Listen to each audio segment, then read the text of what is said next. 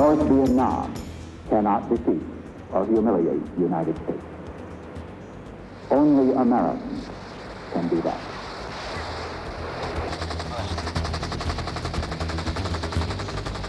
Hello and welcome to Revisited. 3 million killed in a conflict that lasted 30 years, Vietnam.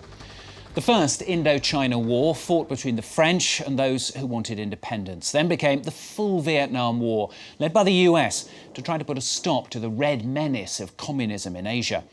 But the American people became tired of the fighting, in which over 2.5 million of its young people had become embroiled. By the end, 58,000 of them killed. Napalm bombings and ferocious US attacks didn't stop the conflict from becoming totally bogged down in the jungle and the Vietnamese rice fields. Amid the quagmire, Washington suffered its first ever military defeat, the Paris Peace Accords in 1973 finally leading to the US pulling out. Forward wind now to Wednesday, April the 30th, 1975. Saigon, the capital of South Vietnam, always supported by the US, was surrounded by troops from the north. The city fell into an indescribable panic, punctuated by the endless stream of helicopters. They evacuated the staff out of the US embassy, then tried to take out as many civilians as they could, who were terrified by the arrival of communist soldiers. At 11:30 exactly, tanks rolled into the gardens of the presidential palace. When I arrived at the palace, I went to the second floor, where the puppet government was. Saigon did not only lose its status as a capital in favour of Hanoi, but also its identity. It was immediately renamed Ho Chi Minh City in honour of the founder of the Democratic Republic of Vietnam. The former capital of French Indochina, once nicknamed the Paris of the Far East, has lost much of its charm, but it became the main industrial centre of the emerging economy. As Cyril Pine has discovered for France 24, it is a hyperactive city of 7 million people, many of whom continue to affectionately call their home Saigon. This is Tran Van T and his young wife, Hai. Both are still in their 30s. They left their rural homes a few years ago to settle in Saigon and are part of this growing group in Vietnam of vibrant young urbanites. Tại vì em đứng ở ngoài mà. Chừng nào chứ lên? Hả? Chừng nào chứ lên đây? But my wife, she cannot make the food. I teach her a lot of time, but... Is it the new Vietnamese style? Maybe in the future. The men have to do anything, not like before.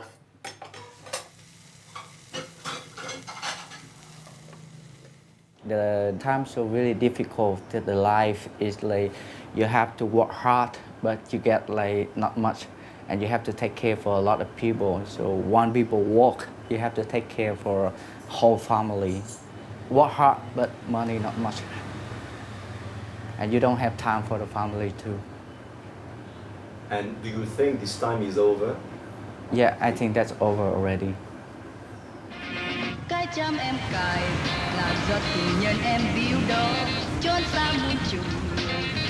It's time for school for the newlywed Hai. But there's only really one kind of school that young people here are interested in, one that teaches English.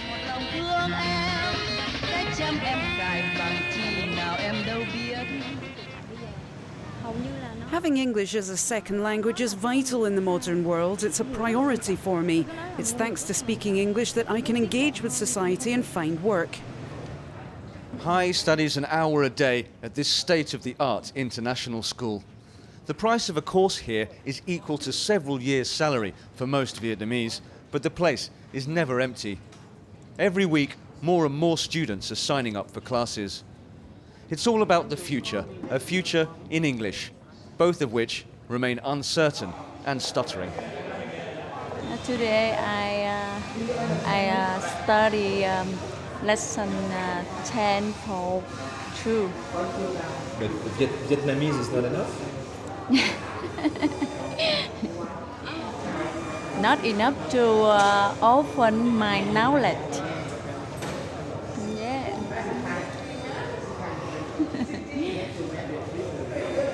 the English language. Walk had to learn it in secret in 1981 when it was still the language of the American enemy. Today, he's one of the school directors. Born just a few months after the end of the war, he arrived on the losing side. His family had supported the defeated Americans. It is still in my mind that I and my father and other three younger sisters together, we were on the boat to try to escape from Vietnam. And at that time, we failed. So that's why I am here. Boat people. The Nguyen family have been boat people 10 times. 10 attempts to flee by sea in nearly a decade, and 10 failures. Each time they were arrested and the father sent to prison. Each time he was released, they tried again. For a pro-American soldier, the fall of Saigon was like the end of the world. Dad, do you remember what you did on April 30th, 1975? Of course I remember. The communists came and I told myself, that's it. The Americans have let us down. It was chaos. Nothing was organized for us. The Americans had nothing planned for us. We wanted to fly out in a helicopter, but they left the country without us. So what did you do then? We just ran to the port. I told myself, let's get in a boat, let's escape by sea. It was total anarchy. There were thousands of us, all with the same idea. There were no boats. You know the rest. The grandparents and great-grandparents of the Nguyen family had to leave North Vietnam in 1954 after siding with the French. Like hundreds of thousands of Vietnamese, they migrated to Saigon and another military defeat 20 years later. Despite the hardships and losses, the Nguyen family is now symbolic in many ways of the modern, united Vietnam. Walk's wife is the daughter of a Viet Cong hero of the War of National Liberation.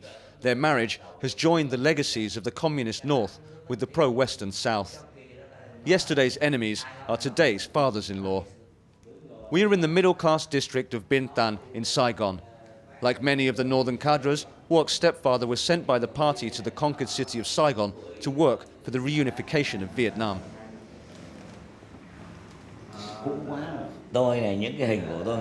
Wow, I haven't kept anything. I don't have any photographs. It is so long ago. That's why it's good to still have them. I started the campaign of Saigon in '67. I fought from '67 to the end of '75. 8 years of fighting, from the jungle to the city. And you? I joined the war in '68, but I didn't want to fight. I was a student, but it was mandatory. We were conscripts. I didn't want to be a soldier at all, but I didn't have a choice. We are Vietnamese people, whether we are from the north or from the south or from the central. In my own opinion, I mean that we live in a peaceful land, in one country, in one government. Then it comes to one of the biggest taboos in Vietnam. What were you doing in the army? I was a unit commander on the front line. Wow, you did everything, strategy and fighting. Impressive. I don't have any regrets. I did what we all had to do. It was war, you could die at any moment. Life was a lottery. My experience was very different from yours. Me, I have regrets. I really regret my fallen comrades on the battlefield. It hurts when I think of them. Not a day goes by that I don't think about the sacrifices they made, all those I had to bury. Families I had to go to one by one after the independence, to tell them of their husbands' or sons' deaths. It's hard, you know. The difference between us is that me, I fought for freedom. I chose my destiny. As comrades, we shared a common purpose. All my fallen comrades are heroes. They will be in my heart forever.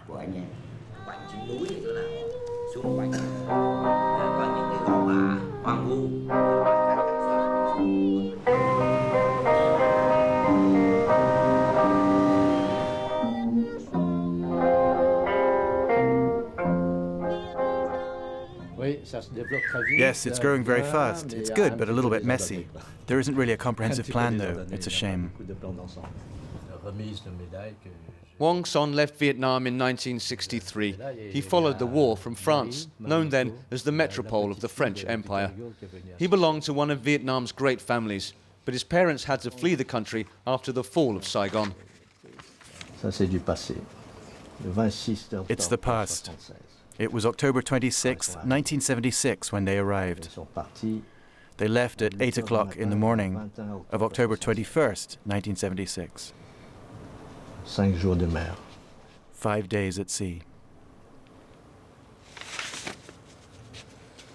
La seule question que les gens se posaient à l'époque, c'est The only question at the time was how it happened so fast. People didn't have the chance to prepare. Le temps de se préparer et après. The negotiations should have been a little different. Like back in 1954. There was a break. People were able to prepare. But not that time. 1954 was the year the French left Vietnam. The country was partitioned and the Civil War began, with a largely pro-Western, anti-communist South embodied by Saigon until the end. La Rue Catinat, it's always been the street... Are the people going to stop or not? So we can go. If Ong Son doesn't finish his sentences, it may be because he's a little lost in today's Saigon. In days gone by, La Rue Catinat, the Hotel Continental, was the pride of French Indochina. It looks like we're on the Ginza or the Champs-Élysées, but there's one difference.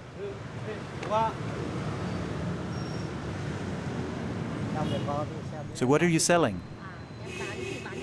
I'm selling drinks, but I don't have permission.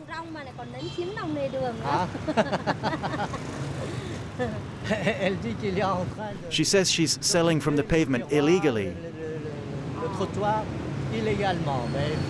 So I told her, yes, but you can do it. You're next to Versace, so there's no problem. Ong Son was among the first returnees to united Vietnam in the early 90s. The country then was still very closed, but he rediscovered his homeland and has stayed ever since.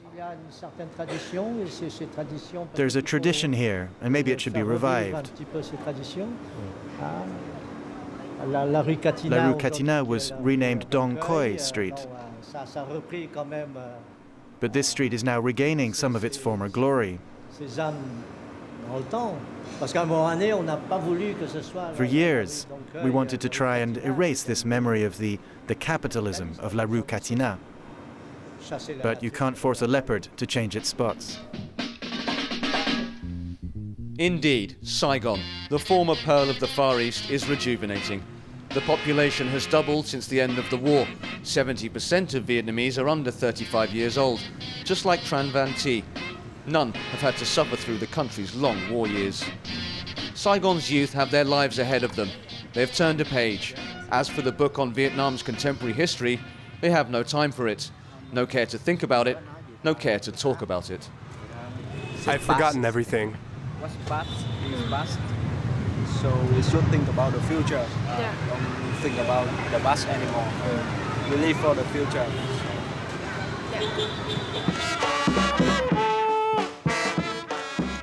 The war of liberation has been followed here by the death of an ideology.